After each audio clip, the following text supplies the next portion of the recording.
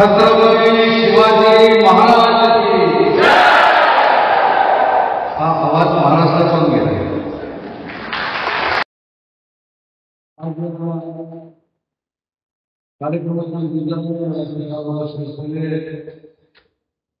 आमच्या मराठी भाषेचे सचिव आदरणीय किरणजी कुलकर्णी, आमच्या उद्योग विभागाचे सचिव सन्माननीय अलबंदी सर, आमच्या महाराष्ट्र मुस्लिम विकास महामंडळाचे मुख्य कार्यकारी अधिकारी बेला राजपूत, आमचे एमआयडीसीचे जॉईंट सीईओ विजय राठोड, त्यांच्या पुढाकाराने हा कार्यक्रम सन्माननीय गाडगे साहेब, ब्रॉडिंग साहेब, सर्व सन्माननीय व्यासपीठ आणि मोठ्या संख्येने उपस्थित जपानवासी बंधुवाडी म्हटले। आजचा तुमचा उत्सव बघितल्यानंतर सुरुवातीला तुमचा हा कार्यक्रम यशस्वी झाला हे प्रामाणिकपणे सांगितलं म्हणजे चुकीचं ठरणार नाही।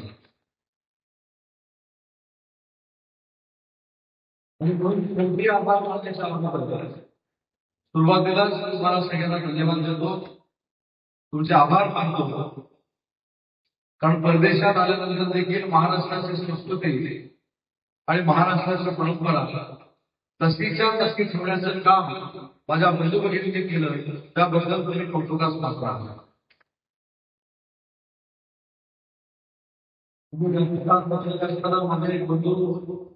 आम्हाला सगळ्यांना सांगायला आले होते की छत्रपती शिवाजी महाराजांच्या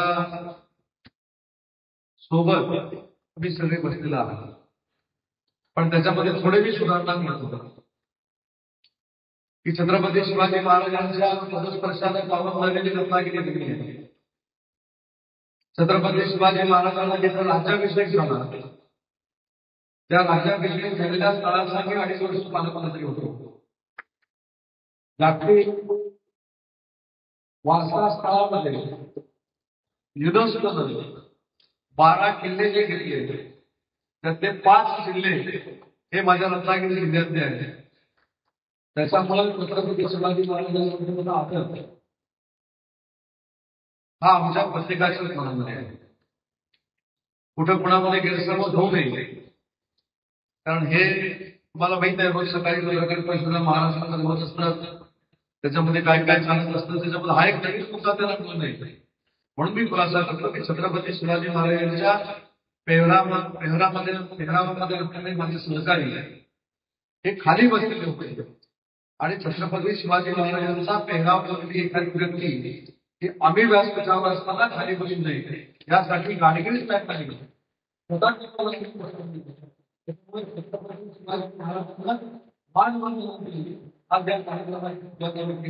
आणि म्हणून विघ्नहर्ता गणेश आणि हिंदवी स्वराज्याचे सरसंस्थापक छत्रपती शिवाजी महाराजांना नमस्कार करून त्यांना वंदन करून या मराठी भाषेच्या कार्यक्रमाची आम्ही सुरुवात केलेली आहे।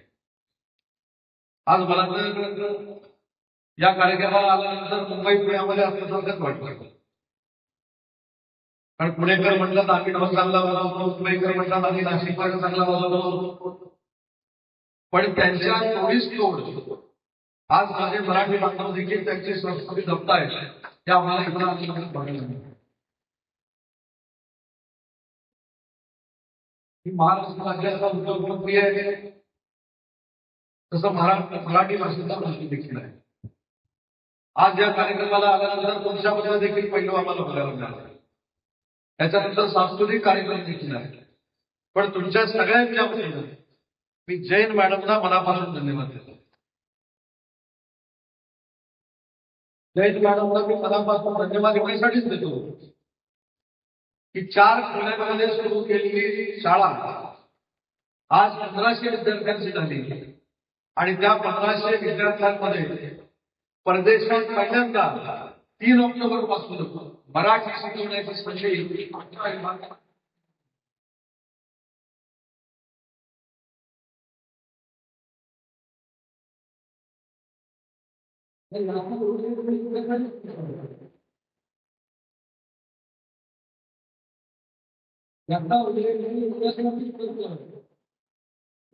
महाराष्ट्रातल्या नेत्यांना कळलं पाहिजे की भारत हा एक संघ आहे आणि भारतामधलं महाराष्ट्र राज्य असं आहे, मराठी भाषा अशी आहे की जी भाषा कोणालाही आपल्यास होऊ शकते. त्याचं मूर्तिमंत उदाहरण म्हणजे आमच्या जयंत.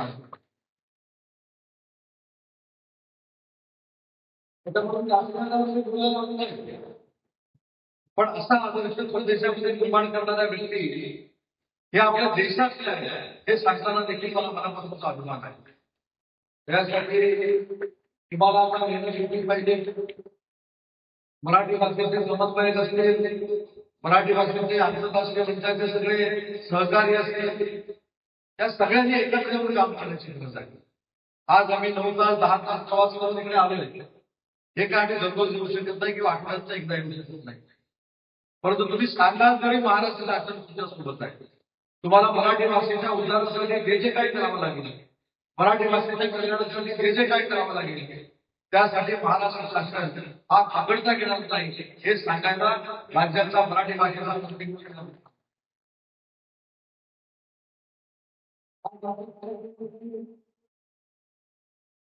जर बघितलं तर थीम काय आहे, तर त्याच्यावर लिहिलं आहे की अभिजात मराठी अभिमान मराठी. जो मराठी बोलतो त्याला मराठीबद्दल अभिमान असलाच पाहिजे.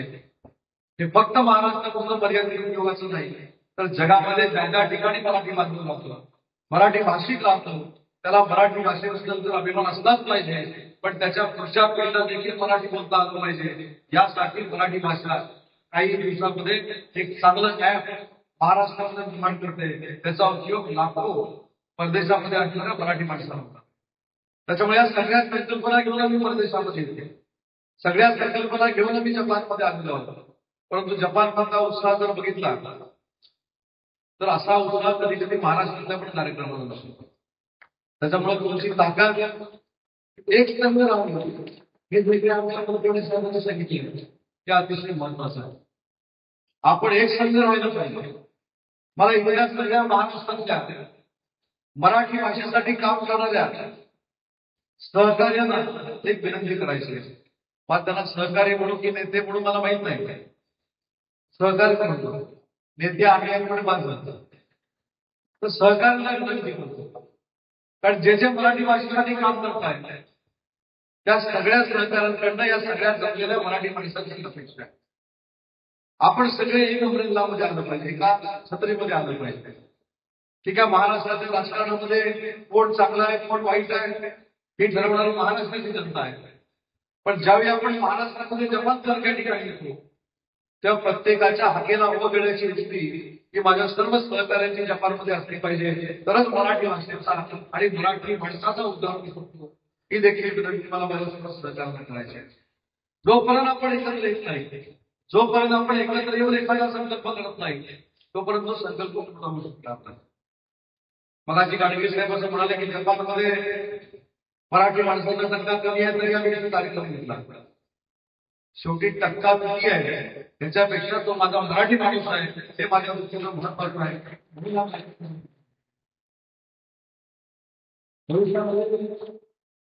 महाराष्ट्राच्या मराठी माणसाला आणि जगातल्या मराठी माणसाला आमच्या शासनाबद्दल अभिमान असला पाहिजे.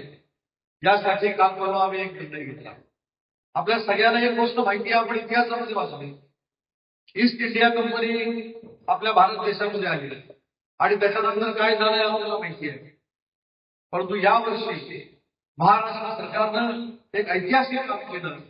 त्यांच्याकडे जाऊन लिलाव जिंकला आणि त्या लिलाव जिंकलेल्या त्या इमारतीमध्ये मराठी भवन करण्याचा निर्णय देशात जर पहिल्यांदा कोणी घेतला असेल तो महाराष्ट्र सरकारने घेतला आहे.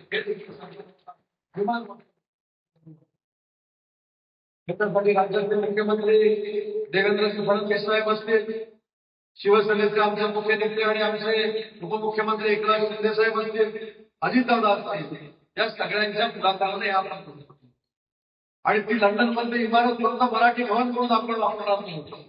तर मगाशी माझ्या सहकार्याने सांगितलं की छत्रपती शिवाजी महाराजांचा वारसा हा नुसता महाराष्ट्रापुरता राहून उपयोगाचा नाही, तर त्या वास्तूला नाव आम्ही छत्रपती शिवाजी महाराज वैश्विक मराठी भाषा केंद्र असं त्याचं आम्ही नामकरण केलेलं आहे.